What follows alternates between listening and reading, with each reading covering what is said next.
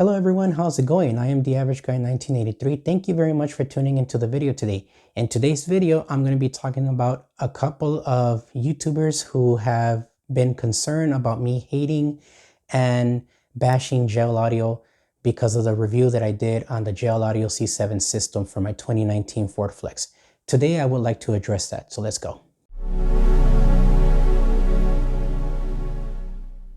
Hello guys, so here's what's been going on. On the channel, I've been having a few individuals concerned about me hating and bashing gel audio for mentioning the power rating issue on the C7 speakers. Now, I want to make things clear and say that I do not hate gel audio. I actually really like their speakers and their amplifiers, and if I didn't like their stuff, I wouldn't be having the gel audio C5 three-way components. Matter of fact, I have 3 pairs of those. And I have 2 ZR800CWs that are also supposed to be going into my 2002 Buick Park Avenue. And I have a 12W7 in the ported box and a 8W7 in its box because I had a recon done several years ago on it and I never used it after I bought the 12. It's been in a drawer collecting a little bit of dust, but it's still in the box. I also have a 10W3 V3 that I bought extra in case something happens to the 10W6 and I need to send it out for repair.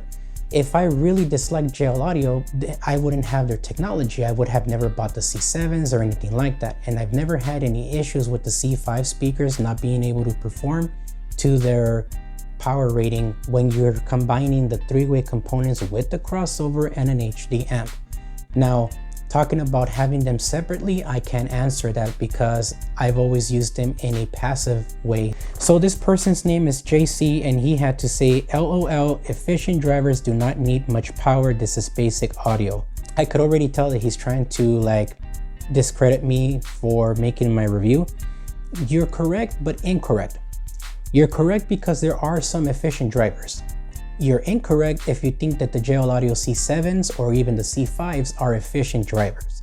Nowhere on gel audio's website does it state that their drivers are efficient. And if they are, please send me a screenshot or tag me on a video where you yourself can actually point out to me where it says that their speakers are efficient drivers. If it doesn't say that, then you're wrong. So that's number 1. Smashing gel audio on the video is not warranted. Rated power loud, music is dynamic. Okay, nobody is smashing on gel audio here on this channel, at least not me. Like I mentioned earlier, I actually like gel audio's tech, and the only thing I did was called out gel audio in regards to them overinflating the power rating on the C7 speakers to sell them for more. Now, one thing that I forgot to mention, and I should have just done this, but I didn't, was that some people really do care about the dollar per watt in performance when it comes to speakers and amplifiers. One of the YouTubers that I love to follow and watch his videos is Big D Wiz from Willinston Audio here on YouTube. He made a video about the gel audio HD 1200/1 being $1 per watt, just about $1 per watt. And he was really upset that no matter if he was pushing 14 point something volts or 15 volts, he wasn't getting anything higher than like 1300 watts. And he was really upset about it because other amplifiers don't have the RIPS technology, which he failed to mention in the video, which is regulated intelligent power supply, which allows you to use the amplifiers on voltage as little as 11 volts up to 14.4, which is great for people who have really weak charging systems with alternators that are less than 100 amps. You have a chance to be able to use one of these amplifiers for your system without it completely dimming your lights inside of your car or your headlights. He failed to mention that until he brought it up several years later on the HD750 that he did, and then he mentioned the RIPS technology. These are individuals who care about this, which is why I brought it up. Me personally, I care more about performance than I do care about it being loud. Now, the C7 speakers are phenomenal. They sound amazing and they outperform my C5s in every way. But the thing is that gel audio stated that the 6.5-inch driver does 125 watts RMS continuously, 100 watts for the tweeter and the mid-range continuously at their respective frequency range. So no, I don't think you're correct on that either. No driver will be at full 100 watts tilt ever during playback. Please refer back to JL Audio with their continuous power rating of 100 watts RMS for the mid-range driver, the tweeter, and 125 watts RMS continuously for their 6.5 inch driver. Let's see, what else did he have to say here? Sounding shrills is a tuning issue, head unit or amplifier issue. A human cannot tell distortion without a measuring mic. I never mentioned anything about shrills on the video that I made. What I mentioned was slight distortion at the signal coming out of the DSP. That's not a shrill, so you're incorrect on that. A human cannot tell distortion without a measurement mic. You're not 100% wrong, but you're also not 100% right. You see, there are some people who can tell the difference between distortion and no distortion, which is what I mentioned before. However, since you're getting all upset about that, I went ahead and went on one of JL Audio's videos that they did on Facebook, and I asked them about what recommended mic they would suggest for the JL Audio Tune software, since they're going with the Tune 4.0. Steve Teresi recommended this microphone right here, and I bought one, exactly the one that he recommended. So now I have that for the VXI amplifiers to use with their software, so this way people like you that are complaining about using a measurement mic won't be an issue. I just have to learn how to use it because I don't know how to use it. So let's keep going. They no longer use that formula you talk about of adjusting gain by voltage. Wrong.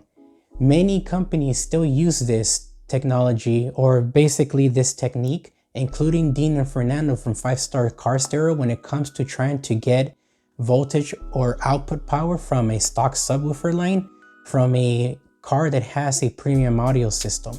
So that is still accurate. So you're wrong on that. I have $100 that you did not contact JL Audio directly. I dislike DIYers like you talking smack which you know nothing about. Okay, let me prove you wrong there. I'm pretty sure what you meant to say was that you have $100 that you can bet that I did not contact JL Audio. Let's go ahead and pull up the little screen here, and what you guys see that's circled, those are the amount of times that I sent an email to JL Audio back and forth asking about things regarding the C7 speakers as well as the Tweak 88s. So telling me that I never did any research, that I never contacted JL Audio, it's a bunch of BS on your part.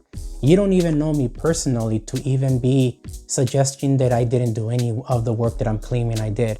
But there's the proof right there that I actually did do it.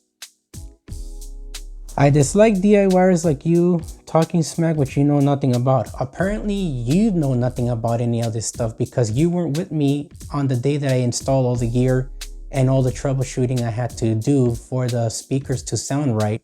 So no, you don't know what you're talking about.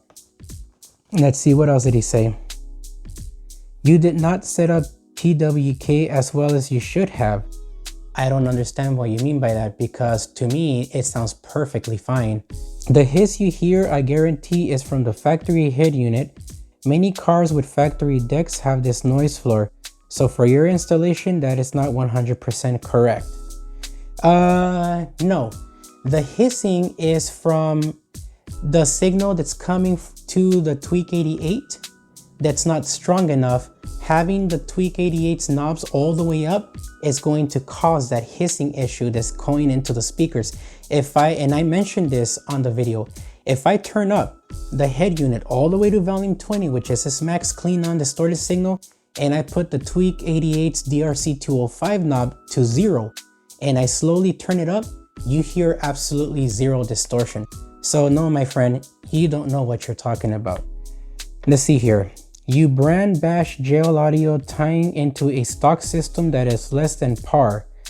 There's nothing wrong with my stereo in my car. Matter of fact, the only thing that may be a slight little issue is that there's a little dip between 20 Hertz to 40 Hertz on the frequency instead of it being flat. That can be easily fixed by using a Tweak 88, or what I did, which was just adjust the EQ on the subwoofer only so that I can get good bass out of the sub and mid bass, which is exactly what the stock system is doing for the mid-range drivers and the mid bass speakers. So once again, you're wrong.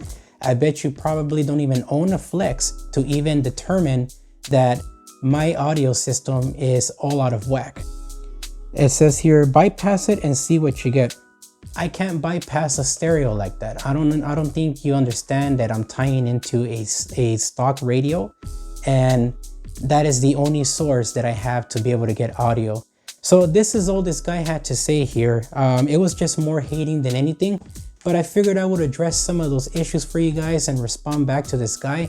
And so you guys can see that I have nothing to lie to you guys about. I decided to make this channel because I want to help people out in the car audio industry. And as I learn, I also teach you so that everything can be fresh. I've been in the car audio game for a little bit over 15 years. I'm 38 years old. I started around 18 years old. So I've been in this field for quite a while. The only thing was that when I was working at an audio shop, I didn't get the opportunity to learn how to fabricate stuff. The only thing I was allowed to do was install basic car stereos into single DIN unit cars and just the door speakers and rear deck speakers. That's all I was allowed to do while I was in that shop. And the shop was called Madhouse Stereos in East Los Angeles. So again, guys, I have absolutely nothing to lie to you guys about. I don't benefit from lying to you guys about anything. I just wanted to address that to you guys so you guys can see that a lot of this stuff is happening here. Even on social media like Facebook, I do have a Facebook account. I'm only following like JL Audio, Audio Control, Dean and Fernando, the 12-volt Wire Club. So I wanted to give you guys a couple of updates now that we're done with this. The updates are, I'm still working on my basement. However, I did decide to get a little bit better. If you kind of see behind me, I bought some lighting. I also bought some more gear to be able to make better beats in the future for the channel.